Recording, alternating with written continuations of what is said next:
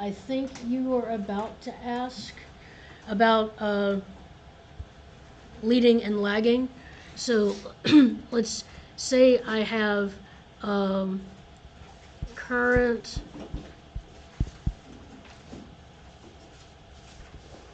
blank voltage and all of the things that are related. Okay, so if I have a capacitive circuit versus an inductive circuit, then for a capacitive circuit, the imaginary part of the impedance is negative.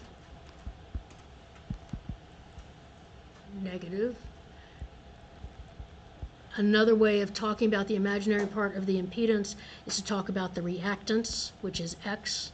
And for inductive, X is greater than 0. If it was purely real, then X would equal 0. If it is capacitive, then the phase of the current is greater than the phase of the voltage.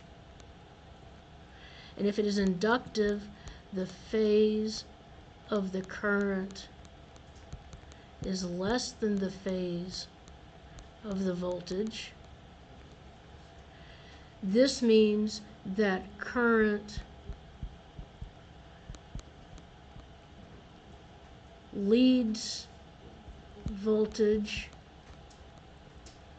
This means current lags voltage. This is ICE. This is Eli. Can you tell that looks like with the waves? Yeah, so that makes it even more. So with the waves, what it looks like is this. So this is our voltage, and then if I have my current,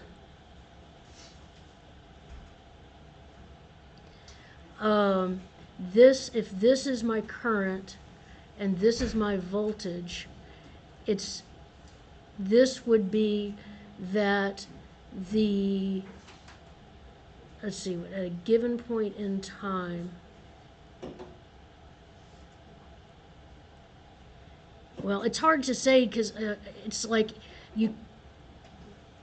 this would be that the current lags the voltage because it's shifted to the right.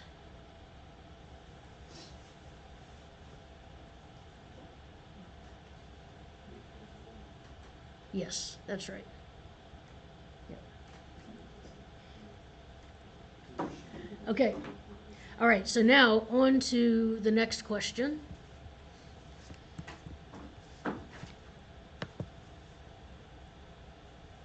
Find the admittance YAB in the circuit seen in the figure below.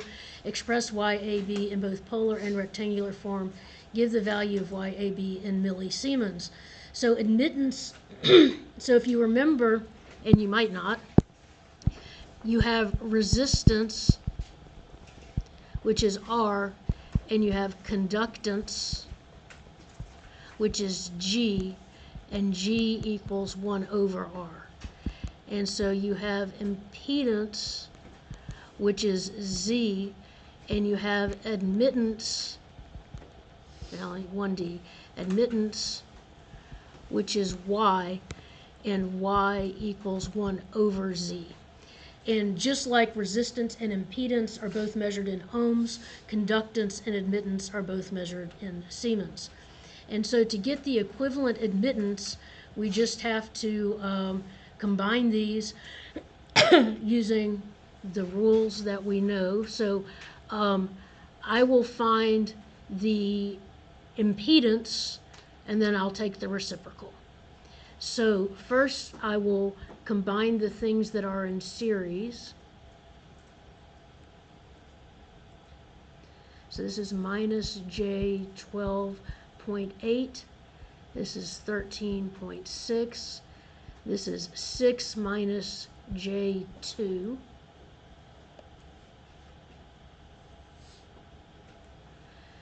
This is 4 plus J12. And this is J10. So these three things that are in parallel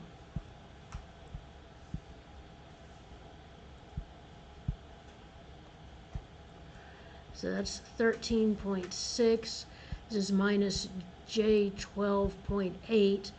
And the three things that are in parallel will be 1 over 6 minus J2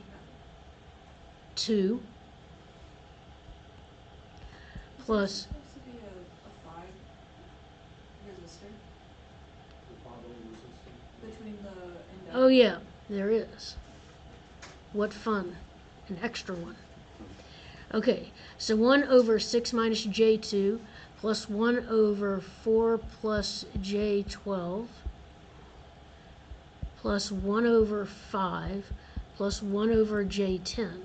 And just don't tell me to do this without using the complex capabilities of my calculator, because I'll just say no.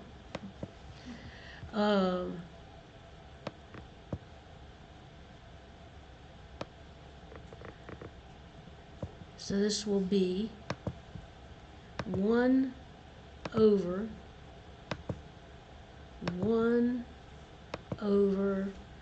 6 minus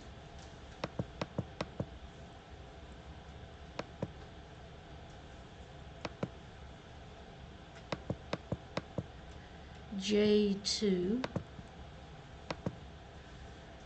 plus 1 over 4 plus J12 plus 1 over 5 plus 1 over J10. Oh, by the way, you might occasionally see people just, if I had 6 over J, that's the same as minus J6. And so if you see that, it's just, when you move J from a numerator to a denominator, it just changes signs.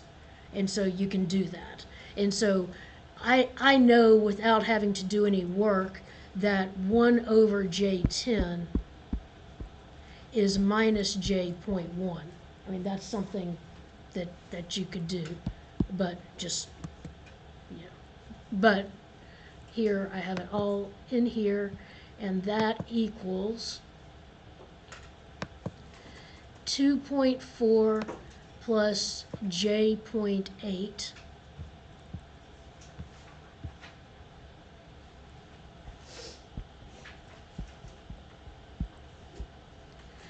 So now in series, I have minus J 12.8 plus 2.4 plus J 0.8 plus 13.6. So that would be minus J 12 plus 16. And then that is the impedance, and we are supposed to find the admittance. Did anybody else get the same answer? Just make sure I have it right.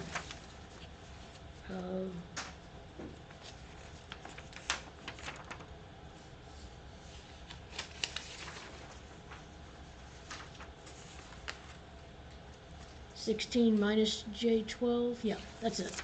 Okay, So the admittance, that's the impedance. The admittance is 1 over 16 minus J12. And then just because, let's do this the long way, times 16 plus J12 over 16 plus J12. And I've already decided I don't want to do it the long way. So 1 over 16 minus J12 is 0.04 plus J.03.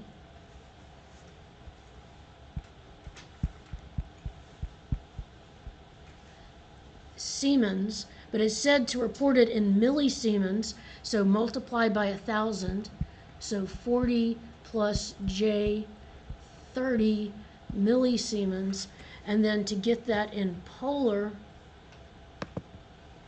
so I'll do times 1,000,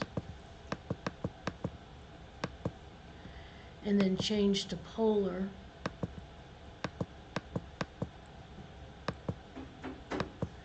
And I get 50 angle 36.9.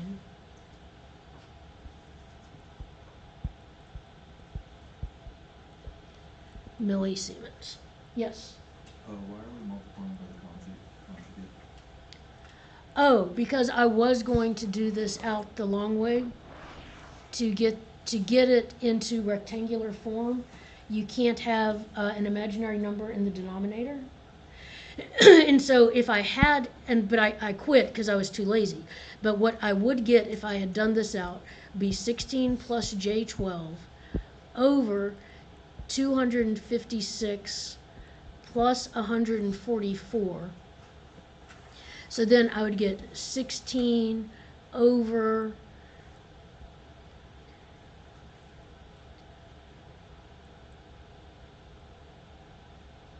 400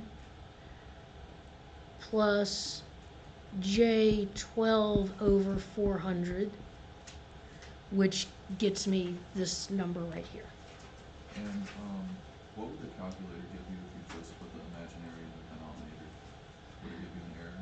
No, that's what I did. I went to the calculator. That's at this point I said I don't feel like doing this anymore. Instead, I'm just going to ask the calculator to do it for me.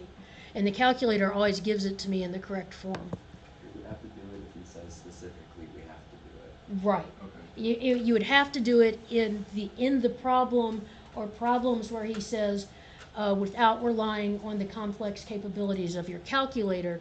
If you end up with this as your answer, then to change it, you have to multiply by the conjugate to get the imaginary number out of to get it into, because this is not rectangular form. This is rectangular form. And everybody on Zoom could see that I was pointing to like my screen like this, and even y'all could, yeah. So this is rectangular form. You can't have an imaginary number in the denominator and have it be in rectangular form. Okay. So is that only whenever you multiply by the conjugate, just whenever the imaginary is in the denominator? That's what you do when you end up, after doing your calculations, and you have something like this. To get it to A plus JB form, you multiply by the conjugate. That's how you do it by hand. In the calculator, you just put that in and it gives you the answer. So I know that when we were doing like the first page of complex numbers, we had to like either add 180 or subtract 180. Yes. When we put that into the calculator, we don't have to worry about that? It does it for you. Okay. Yep. You don't have to worry about it. Okay, other questions? Can you go back to the final answer one second?